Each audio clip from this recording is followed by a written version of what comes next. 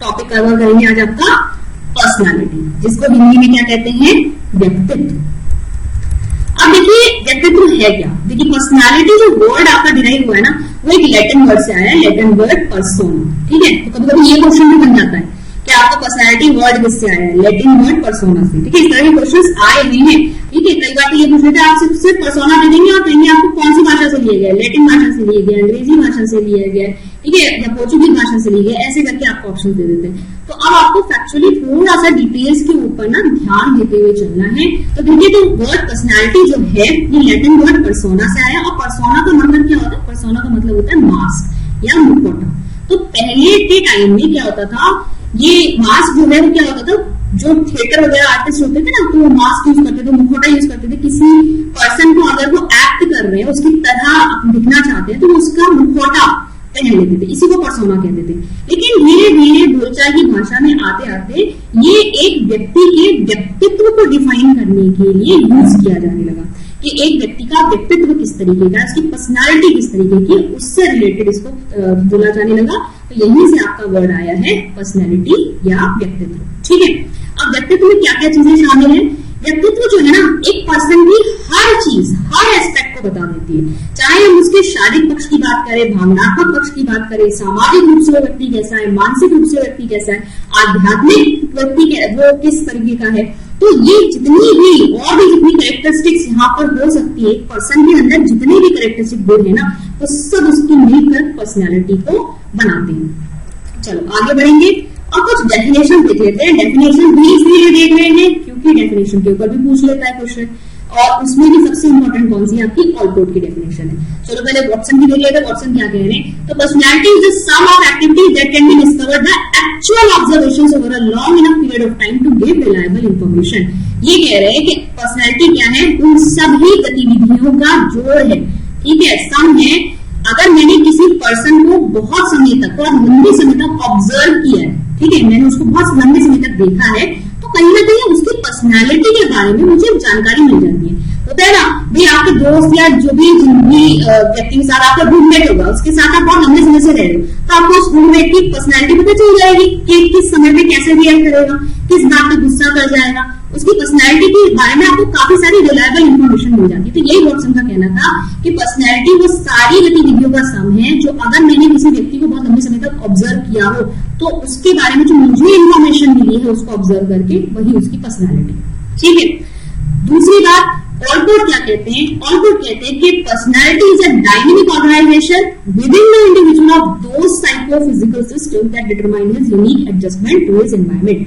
अगर हिंदी वाले हैं तो हिंदी में भी देख लो, मैंने हिंदी में भी लिखती हूँ। ठीक है, कोई दिक्कत वाली बात नहीं है यहाँ पर। तो क्या कहना है ऑलपोर्ट का कि जो व्यक्ति के अंदर जो मनोशारीरिक तंत्र या गतिशील गत्यात्मक संगठन है, मतलब जितना भी उसका वो साइकोलॉजिकल लेवल पे सोच रहा है, जो भी वो कार्य करता है, जो फिजिकली वो जो हमें करते हुए दिख रहा है, वो सब चीजों को जोड़कर जिस तरीके से वो अपने एनवायरनमेंट के साथ, अपनी सिचुएशंस के साथ समायोजन दिखा रहा है, एडजस्ट कर रहा है, वही उसकी पर्सनैलिटी है। दो व्यक्ति है, ठीक है, दोनों के सामने सेम सिचुएशन आई, एक व्यक्ति जो है उससे बहुत ज्यादा परेशान हो गया और एक व्यक्ति जो है उस परेशानी से बहुत आराम से, बहुत ही दृढ़ता से निकल आया।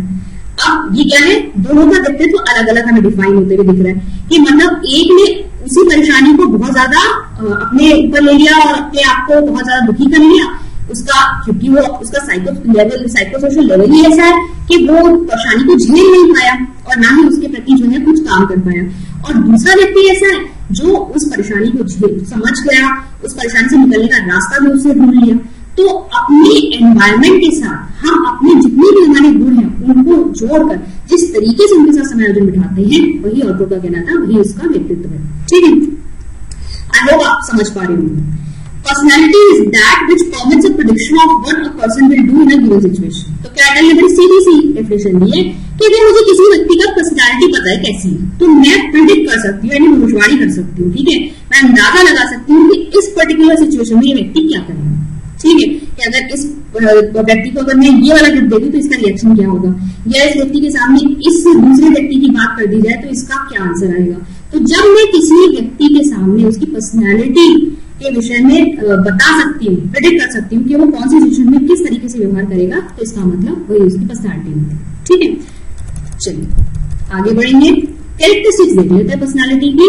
हिंदी वाले अगर हिंदी में देखना चाहें तो हिंदी में, आपको सुविधा हो तो हिंदी में देख सकते हैं कि व्यक्तित्व जो है अद्वितीय और विशिष्ट होता है। ठीक है, केबीसी में अमिताभ बच्चन बोलते हैं ना अद्वितीय।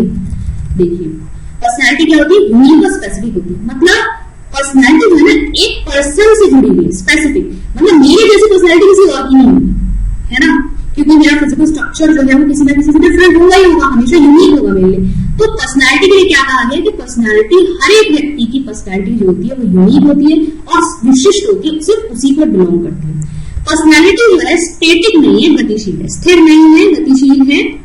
क्यों कह रहे हैं, पर्सनैलिटी इवॉल्व होती है। ठीक है, जैसे कि कोई मान लो कोई व्यक्ति था जो पहले ज्यादा बातचीत नहीं करता था, लेकिन धीरे धीरे अब वो खुल गया है और अब वो लोगों के साथ घुलने मिलने लगा है, बोलने लगा है। आप देखते हो ना पर्सनैलिटी में डिफरेंस आता है। आप कई बार अपने बहुत समय बाद अपने दोस्त से मिलते हैं, ये तो बदल गया है। ठीक है, क्यों, क्योंकि उसके व्यक्तित्व जो है उसमें चेंजेस आए, सिचुएशन से डील करते करते उसके अंदर चेंजेस आए। तो व्यक्तित्व क्या होता है, स्थिर नहीं होता, वो हमेशा क्या होता है, गतिशील रहता है। फिर है व्यक्तित्व अनुवांशिकता और पर्यावरण की उपज है, यानी हेरिडिटी और एनवायरमेंट दोनों का रोल यहाँ पर है इंपॉर्टेंट।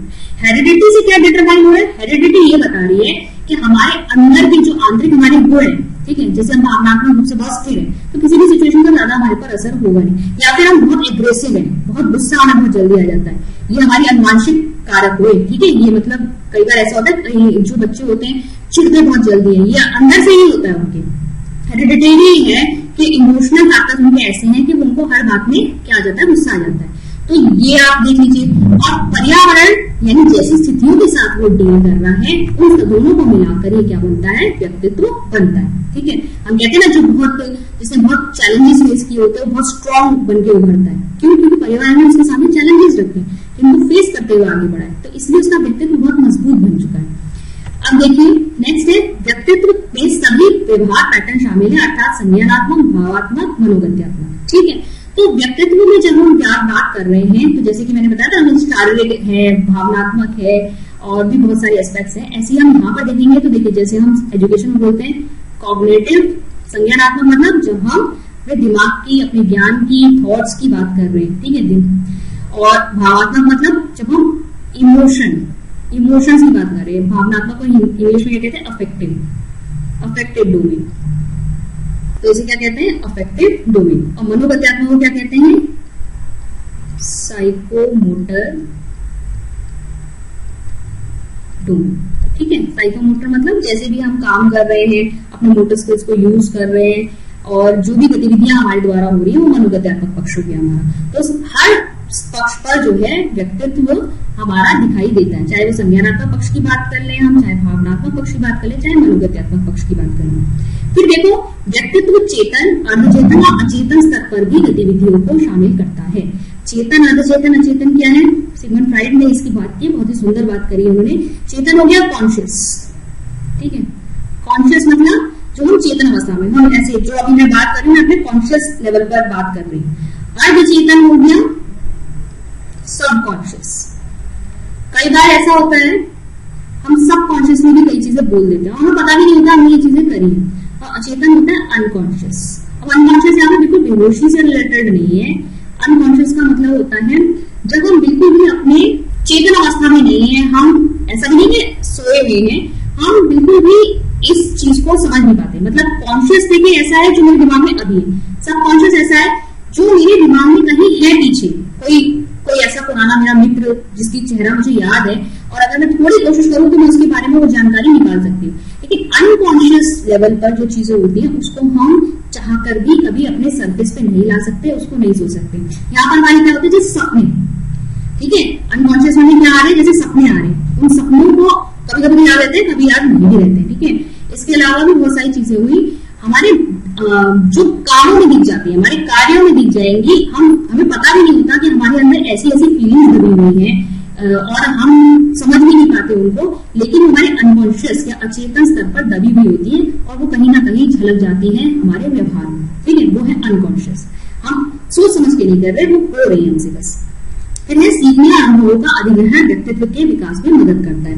तो लर्निंग और जो एक्सपीरियंसेस होते हैं, मतलब जैसे जैसे हमारे सामने सिचुएशन आ रही है, हम सीखते जा रहे हैं, हमें नए अनुभव होते जा रहे हैं, उससे हमारा व्यक्तित्व क्या हो रहा है और निखर रहा है, उसमें और विकास आ रहा है। ठीक है, तो ये है व्यक्तित्व के लक्षण। आगे बढ़ेंगे और आज हम बस बात करेंगे कि पर्सनालिटी की थ्योरीज जो है किस किस उपागम या किस किस अप्रोच को फॉलो करती है। तो देखिए, जो आपकी पर्सनालिटी की थ्योरीज हैं, यानी कि आपके जो व्यक्तित्व सिद्धांत है, वो आपके किस किस अप्रोच को फॉलो करते हैं। पहली है आपकी टाइप अप्रोच, दूसरी है आपकी ट्रेट अप्रोच, तीसरी है टाइप कम ट्रेट अप्रोच, और चौथी है आपकी साइकोडायनेमिक अप्रोच। अब थोड़ा डिटेल में देख लो कि इसका मतलब क्या है।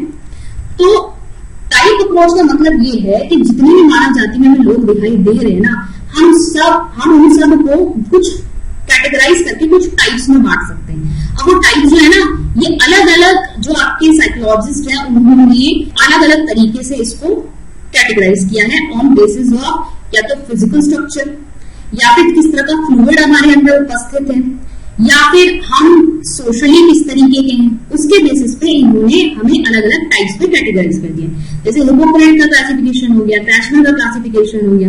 जैसे क्रैशमर और शेल्टन, ये सब उन्होंने क्या किया है, इन्होंने फिजिकल स्ट्रक्चर के बेसिस पे बताया कि फिजिकल स्ट्रक्चर कैसा है, उसके बेसिस पे इन्होंने बता दिया। बहुत मोटा मोटा सा होता है व्यक्ति, तो उसका मतलब वो पिकनिक टाइप का होता है और वो हैप्पी गो लकी टाइप होता है, हमेशा खुश मिजाज रहते हैं। वो स्लिम सा है तो क्या है, हमेशा दुखी सा रहता है। तो इस तरीके की इन्होंने कैरेक्टरिस्टिक बताई है।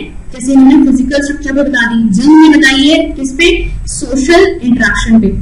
अगर कोई व्यक्ति जो है बिल्कुल भी बातचीत नहीं करता, ज्यादा शर्माता है लोगों से बोलने में, नए लोगों के सामने ज्यादा खुल नहीं पाता, तो वो क्या है, इंट्रोवर्ट है। अगर वो बहुत ही हिम्मती टाइप का है, मतलब वो पार्टीज अटेंड करता है, दोस्तों के साथ घुलता मिलता है, नए व्यक्ति से बात करने में उसे शर्म नहीं आती, तो वो कैसा है, एक्सट्रोवर्ट टाइप का है। तो ये क्या बताया उन्होंने, एक सोशल इंटरेक्शन को उन्होंने बेसिस ले लिया, उसके बेसिस पे टाइप बता दी।